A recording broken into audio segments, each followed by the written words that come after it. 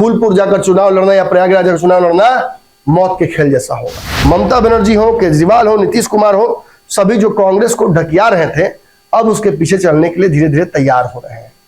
यही साधना चाहती है कांग्रेस। यानी नीतीश कुमार को एक बड़ा झटका लगता है, लालू यादव की रणनीतियों को एक झटका लगता है, कांग्रेस की मोनोपोली जो मैं बार बार कह रहा हूं वो और बढ़ती है, ताकतवर होती है और इससे कहीं ना कहीं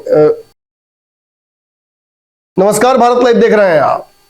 देखिए, मुंबई में बैठक तो शुरू हो गई है लेकिन आप सब की नजर उस बैठक पर नहीं है। उस बैठक में गए एक व्यक्ति पर है, नीतीश कुमार नाम है उनका, बिहार के मुख्यमंत्री। नीतीश कुमार क्यों महत्वपूर्ण है इस बैठक के दौरान यह बताना जरूरी नहीं है, लेकिन आप अच्छे समझते हैं कि जब देश भर के दिग्गज जो मोदी को अपने राज्य में पानी पिला चुके हैं अगर एक जगह जुटते हैं तो एक ऐसी व्यक्ति की चर्चा क्यों होती है जो बार बार मोदी से हाथ मिला लेता है। दरअसल इसका कारण यह है कि नीतीश कुमार विपक्ष के जितने भी चेहरे हैं उनमें सबसे अलग है, साफ छवि है उनकी। किसी भी राज्य में जो मुख्यमंत्री हैं या विपक्ष के चेहरे हैं बड़े, उनको जरूर प्रधानमंत्री के तौर पर प्रदर्शित किया गया है उनकी पार्टी के द्वारा। लेकिन नीतीश कुमार एकमात्र ऐसे नेता हैं जिन्हें उनकी पार्टी नहीं बल्कि बिहार के उनके सहयोगी दल राजद भी प्रधानमंत्री का उम्मीदवार मानती है। यह एक्सेप्टेंस उनके अलावा किसी और नेता के पास नहीं है। प्लस नीतीश के पास एक और खासियत यह है कि उन्होंने इस इंडिया गठबंधन की शुरुआत की है।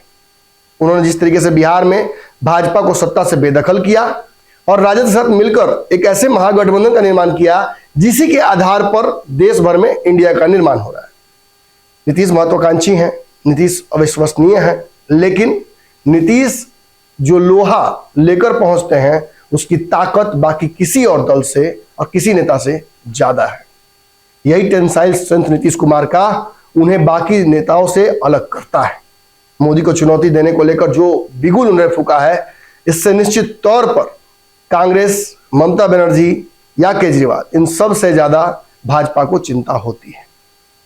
अब विशेष बात क्या है, देखिए, मुंबई की बैठक के दौरान सबसे बड़ा जो चिंतन का विषय है वो ये है कि संयोजक नीतीश कुमार बनेंगे या नहीं, कितने बनेंगे, कौन कौन बनेंगे, इस पर कोई चर्चा नहीं है। बिहार का बच्चा बच्चा यह जानना चाहता है कि नीतीश कुमार संयोजक बनेंगे या नहीं, और अगर नहीं बनते हैं तो उस स्थिति में नीतीश कुमार क्या एक्शन लेंगे। क्या बिहार का महागठबंधन भी टूट जाएगा? नीतीश कुमार खुद को इस इंडिया से अलग कर लेंगे? क्योंकि जो नीतीश कुमार आगे आगे चल रहे थे और इंडिया गठबंधन के निर्माण के साथ साथ मोदी को बेदखल करने की 2024 में बात कर रहे थे, जाते जाते उन्होंने जिस तरीके से और जिस रवैये से अपने बयान को पलटा, इससे यह अंदाजा लग रहा है कि नीतीश कुमार अब थोड़े रिलक्टेंट हो गए हैं। जिस तरीके से वो लड़ने की तैयारी कर रहे थे, अब उन्हें इस बात का एहसास हो गया है कि कांग्रेस ने इंडिया को हाईजैक कर दिया है और कांग्रेस के अलावा जितने दल हैं वो भी अपनी महत्वाकांक्षाओं को कम करके नहीं आ रहे हैं। जहां मुंबई में नीतीश कुमार के देश को संभालने की पोस्टर्स लगाई गई, वहीं लगभग केजरीवाल, सपा और ममता बनर्जी की पार्टी ने भी इस पीएम के पद पर अपनी दावेदारी ठोकी। इस बैठक से पहले ये एक बड़ा राजनीतिक घटनाक्रम हो सकता था, लेकिन कांग्रेस ने अपने आप को रोका। इंडिया गठबंधन के जो मूल दल थे वहां पे उन्होंने इस बात को की अनदेखी की और नीतीश कुमार समेत विपक्ष के सभी नेताओं का स्वागत जोरदार किया। अब संयोजक बनेंगे कि नहीं, इसका फैसला तो आज शाम या कल सुबह तक आ जाएगा। लेकिन केवल यही एक मामला लेकर नीतीश कुमार मुंबई नहीं गए हैं। दरअसल नीतीश कुमार की महत्वाकांक्षाएं इससे बड़ी हैं। 2019 के चुनाव में नीतीश कुमार 17 सीटों पर चुनाव लड़ रहे थे लोकसभा का। इंडिया गठबंधन में थे, 16 सीटें जीत कर आए थे। 16 में से जो 16 सीटें हैं वो वापस जीतने का मादा वो रखते हैं अपने हिसाब से, और उनको उम्मीद है कि वो 16 सीटें पुनः लड़कर भाजपा को हराकर जीत जाएंगे और नरेंद्र मोदी को रोकने में एक बड़ा योगदान करेंगे। लेकिन बिहार में अब एनडीए वाली परिस्थिति तो है नहीं। नीतीश कुमार के गठबंधन में बिहार में 6 दल हैं, 7 दल थे लेकिन अब 6 दल हैं। एक दल और बढ़ सकता है आने वाले समय। ऐसे में सीटों का समीकरण किसी भी आधार पर जोड़ने पर मैथमेटिकली नीतीश के पक्ष में नहीं बैठता है। नीतीश को इस बात की उम्मीद है कि इंडिया गठबंधन की बैठक के दौरान सीटों की भी बात कर ली जाएगी और ये देर नहीं की जाएगी। क्यों? क्योंकि यदि अगर पहले से तय कर दिया जाए कि कौन दल किस सीट पर चुनाव लड़ रहा है, तो इससे उस दल को वहां तैयारी करने में फायदा होगा। इसमें नीतीश का व्यक्तिगत महत्वाकांक्षा क्या है? दरअसल नीतीश कुमार यूपी की किसी सीट से चुनाव लड़ेंगे, ये बात तो आपने सुनी होगी। फूलपुर से लड़ेंगे या प्रयागराज से लड़ेंगे, इन चर्चाओं को खूब हवा दी गई है। और नीतीश चाहते हैं कि अगर ऐसी परिस्थिति उत्पन्न हो तो उन्हें 6 महीना पहले ही पता हो, ताकि तैयारियां वहां की जा सके। अंतिम समय में नीतीश कुमार के लिए फूलपुर जाकर चुनाव लड़ना या प्रयागराज जाकर चुनाव लड़ना मौत के खेल जैसा होगा, और नीतीश ऐसी राजनीतिक गलती कभी करेंगे नहीं। इसलिए नीतीश चाहते हैं कि सीटों का समीकरण पहले ही बन जाए, खासतौर पर तब जब इंडिया गठबंधन की सीटों का समीकरण ऐसे बैठेगा कि कोई भी दल दूसरे दल के खिलाफ अपना प्रत्याशी नहीं उतारेगा, यानी सभी की सीटें कम होने के चांसेस हैं। नीतीश चाहते हैं कि अगर शुरू में ही उतनी सीटें मिल जाए जिस आधार पर यदि सांसद जीत कर आए तो एनडीए या फिर इंडिया दोनों तरफ नेगोशिएट करने का एक विंटेज पॉइंट नीतीश कुमार के पास हमेशा रहे। इसके लिए नीतीश को पहले ज्यादा से ज्यादा लोकसभा सीटें अर्जित करनी होंगी। ये केवल बिहार में ही नहीं बल्कि बिहार के बाहर भी अर्जित करनी होंगी। आपने सुना किस तरीके से सपा ने कहा कि वो बंगाल में चुनाव लड़ने का इच्छुक है। ममता बनर्जी ने कहा कि वो बिहार की 23 सीटों पर चुनाव लड़ेंगी। इतना ही नहीं, केजरीवाल ने भी दावा किया है कि वो बिहार में चुनाव लड़ सकते हैं। नीतीश का दावा तो पहले ही है कि वो उत्तर प्रदेश में चुनाव लड़ेंगे।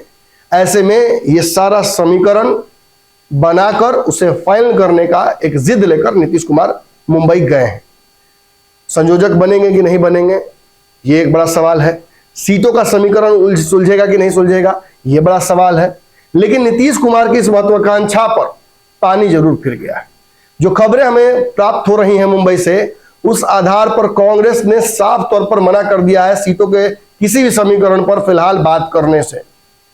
कांग्रेस ने यह दलील दी है कि पहले इंडिया अपने मूर्त स्वरूप में आ जाए, जो दल साथ चुनाव लड़ना चाहते हैं वो एक मंच पर आ जाए, उसके बाद ही कोई राजनीतिक फैसला या सीटों का फैसला किया जाएगा।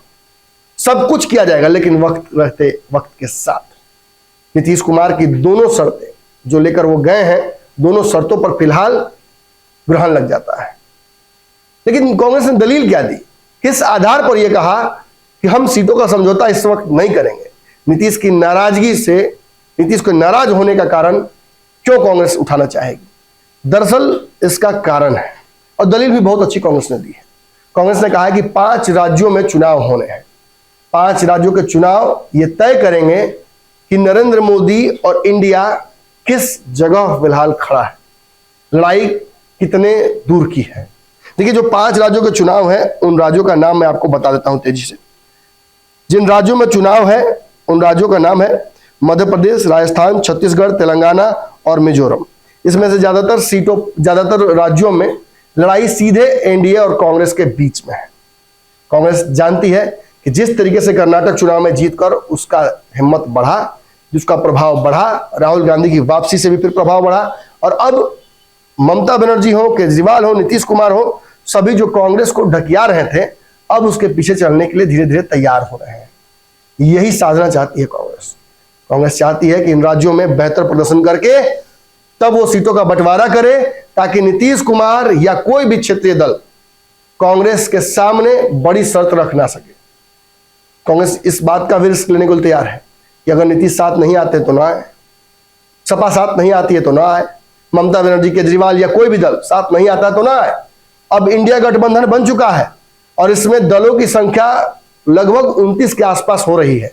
इसमें अगर 10 दल बाहर भी चले जाते हैं तो लगभग 19-20 दल एक साथ चुनाव लड़ेंगे, जो आने वाले समय के चुनाव के लिए बहुत महत्वपूर्ण होगा। कांग्रेस केवल 24 का चुनाव लेकर नहीं चल रही है।